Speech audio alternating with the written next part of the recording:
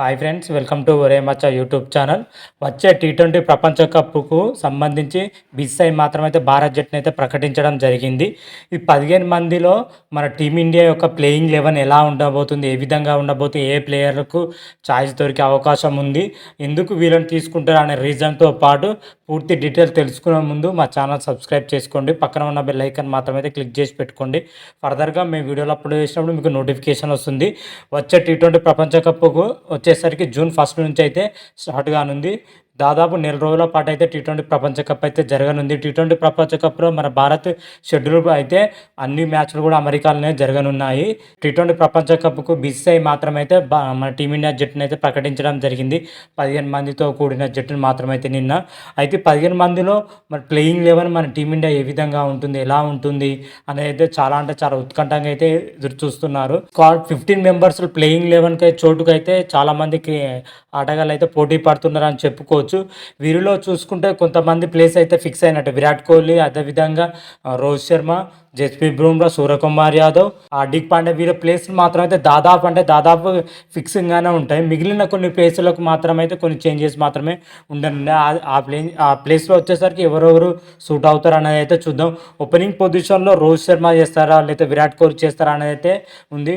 విరాట్ కోహ్లీ రోహిత్ శర్మ చేస్తే ఏ విధంగా ఉంటుంది, రోహిత్ శర్మ యశస్వి జైస్వాల్ చేస్తే ఏ విధంగా ఉంటుంది అయితే టీమ్ కాంబినేషన్ అయితే ఒక రకంగా ఉండబోతుంది. అయితే టీ20 ప్రపంచ కప్ జట్టులో వచ్చేసరికి రెండు విధాలుగా అయితే టీంని డివైడ్ చేయడం జరిగింది. రెండు విధాలుగా టీం ఏ విధంగా ఉంది, ఎలా ఉంది అయితే చూద్దాం.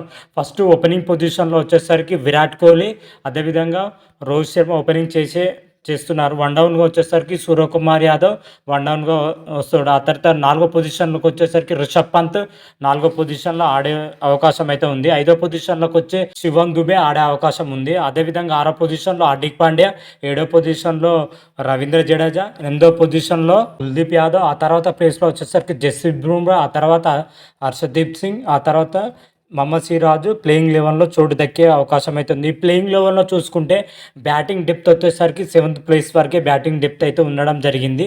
మరొక ప్లేయింగ్ 11 విషయానికి వచ్చినట్లయితే ఈ ప్లేయింగ్ 11లో వచ్చేసరికి ఓపెనింగ్ పొజిషన్లో వచ్చేసరికి రోహిత్ శర్మ, యశస్వి జైస్వాల్ ఓపెనింగ్ చేసే అవకాశం ఉంది. ఆ తర్వాత 1 డౌన్గా విరాట్ కోహ్లీ, ఆ తర్వాత సూర్యకుమార్ యాదవ్, ఆ తర్వాత రిషబ్ పంత్, శివం దుబే, హార్దిక్ పాండ్యా, అక్షర్ పటేల్, జస్ప్రీత్ బుమ్రా, హర్షదీప్ సింగ్, కుల్దీప్ యాదవ్ కూడిన ప్లేయింగ్ 11 అయితే ఉండబోతుంది.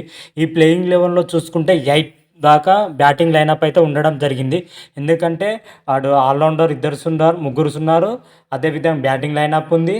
అదేవిధంగా బౌలింగ్ కూడా స్పీడ్ బౌలర్స్ కూడా 2 ఉండడం జరిగింది. ఓవరాల్గా చూసుకుంటే ఈ ప్లేయింగ్ 11 అయితే చాలా అంటే చాలా స్ట్రాంగ్ ఉండడం జరిగింది. నాకు మాత్రం అయితే ఫస్ట్ ప్లేయింగ్ 11 కంటే సెకండ్ ప్లేయింగ్ 11 అయితే ఓవరాల్గా చూసుకుంటే చాలా అంటే చాలా బాగుందని చెప్పుకోవచ్చు. అటు బౌలింగ్ పొజిషన్లో అయినా, అటు బ్యాటింగ్ పొజిషన్లో అయినా, స్పిన్నింగ్ పొజిషన్లో అయినా అంటే చాలా బాగుందని చెప్పుకోవచ్చు.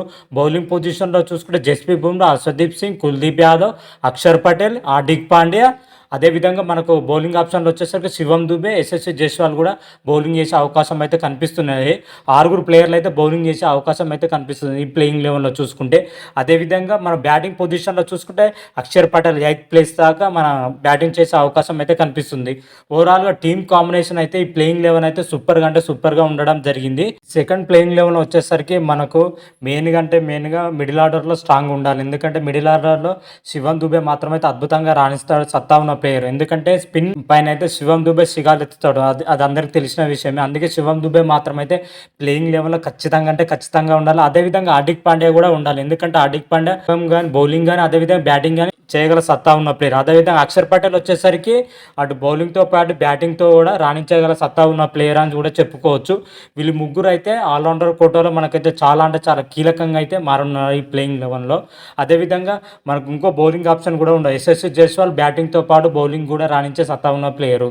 ఓవరాల్గా చూసుకుంటే మన బౌలింగ్ పొజిషన్లో 6th వరకు అయితే మన బౌలింగ్ పొజిషన్లో అయితే ఉండడం జరిగింది. అదేవిధంగా బ్యాటింగ్ పొజిషన్లో చూసుకుంటే రోహిత్ శర్మ, యశస్వి జైస్వాల్, విరాట్ కోహ్లీ, సూర్యకుమార్ యాదవ్, రిషబ్ పంత్, శివం దుబే, హార్దిక్ పాండ్యా, అక్షర్ పటేల్ మొత్తం 8 మంది ప్లేయర్స్ బ్యాటింగ్ పొజిషన్లో అయితే ఉండడం జరిగింది. ఓవరాల్గా చూసుకుంటే ఈ ప్లేయింగ్ 11 మాత్రమైతే చాలా అంటే చాలా బాగుంది. మరి టీమిండియా ఈ ప్లేయింగ్ 11తో ఆడుతుందా ఆడదైతే చూడాలి. ఓవరాల్గా సెకండ్ ప్లేయింగ్ 11 విషయానికి వచ్చినట్లయితే ఈ విధంగానే ఉండబోతుంది. రోహిత్ శర్మ, యశస్వి జైస్వాల్, విరాట్ కోహ్లీ, సూర్యకుమార్ యాదవ్, రిషబ్ పంత్, శివం దుబే, హార్దిక్ పాండ్యా, అక్షర్ పటేల్, జస్ప్రీత్ బుమ్రా, హర్షదీప్ సింగ్, కుల్దీప్ యాదవ్తో కూడిన ప్లేయింగ్ 11 అయితే ఉండబోతుంది. మరి ఈ ప్లేయింగ్ 11తోనే మన టీమిండియా ఆడుతుందా లేదా, మరి వేరొక ప్లేయింగ్ 11 ఉంటుందా అనేది అయితే మీరైతే కామెంట్ రూపంలో తెలపండి. మరి టీమిండియా ప్లేయింగ్ 11 ఎలా ఉండబోతుంది, ఎలా ఉండాలి, ఏ విధంగా ఉండాలనేది కూడా కామెంట్ రూపంలో తెలపండి. అంతవరకు మీకు ఈ వీడియోగా నచ్చినట్టయితే లైక్ చేయండి, షేర్ చేయండి. మరిన్ని వీడియోల కోసం మా ఛానల్ సబ్స్క్రైబ్ చేసుకోండి. పక్కన ఉన్న బెల్ ఐకాన్ మాత్రం అయితే క్లిక్ చేసి పెట్టుకోండి. ఫర్దర్గా మేము వీడియోలు అప్లోడ్ చేసినప్పుడు మీకు నోటిఫికేషన్ వస్తుంది. హర హర మహాదేవ్, శంభో శంకర. Thank you.